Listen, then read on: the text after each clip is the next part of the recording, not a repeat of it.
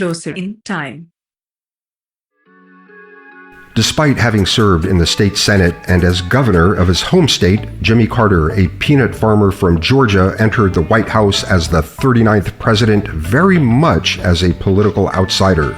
He aimed to restore integrity to the presidency after the disillusionment of Watergate and to lead a moral foreign policy emphasizing human rights, a bold shift from the realpolitik of his predecessors. His efforts led to the Camp David Accords, a historic peace agreement between Egypt and Israel that remains a cornerstone of Middle Eastern diplomacy. But Carter's presidency was also beset by crises. The overthrow of the Shah of Iran exacerbated the ongoing energy crisis, leading to petroleum shortages and soaring prices, highlighting the vulnerability of U.S. overseas energy dependence. Carter responded with ambitious energy policies, advocating for conservation and alternative energy sources, which were ahead of their time but deeply unpopular. His famous crisis of confidence speech, often called the Malaise speech, though he never actually used that word, attempted to confront the nation's waning morale and economic discontent, but was widely criticized as pessimistic.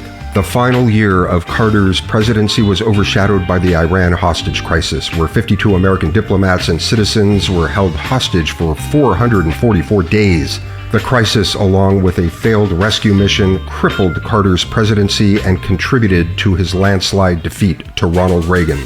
Ironically, Carter's post-presidential years have often been seen as more successful than his time in office. A global humanitarian, he founded the Carter Center and worked on issues ranging from disease eradication to fair elections. His work earned him the Nobel Peace Prize in 2002. Carter's presidency may have been fraught with difficulties, but his lifelong commitment to peace and human rights has solidified his place as a figure of enduring significance.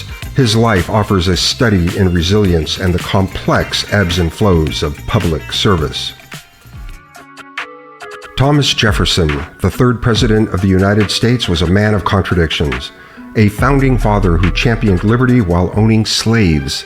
An architect of democracy who distrusted the mechanisms of government. A lawyer, diplomat, philosopher, architect, and inventor, Jefferson is perhaps best known as the principal author of the Declaration of Independence. The document's famous assertion that all men are created equal became a rallying cry for generations, even as its author struggled to reconcile those words with the realities of his own life.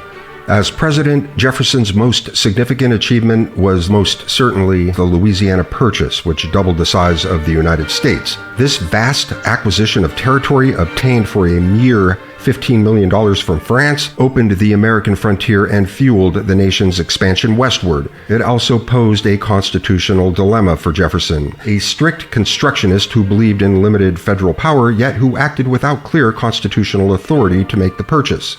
Jefferson's presidency also saw the controversial Embargo Act of 1807, a sweeping trade ban intended to avoid war and protect American interests from British and French interference. The embargo, however, backfired, crippling the American economy and leaving Jefferson deeply unpopular by the end of his second term. Beyond his presidency, Jefferson founded the University of Virginia, envisioning an institution free from religious doctrine where students could explore a broad curriculum. His vast personal library became the foundation for the Library of Congress after the British set Washington ablaze during the War of 1812. Yet the contradictions in Jefferson's life are unavoidable. He was a vocal opponent of slavery in theory, yet he enslaved hundreds of people over his lifetime, including Sally Hemings, with whom he had several children. In his later years, Jefferson retreated to Monticello, his estate in Virginia, where he continued to write, correspond, and reflect on the future of the republic he helped to create. He died, perhaps fittingly, on the 50th anniversary of the Declaration of Independence, and on the very same day as his friend and rival, John Adams.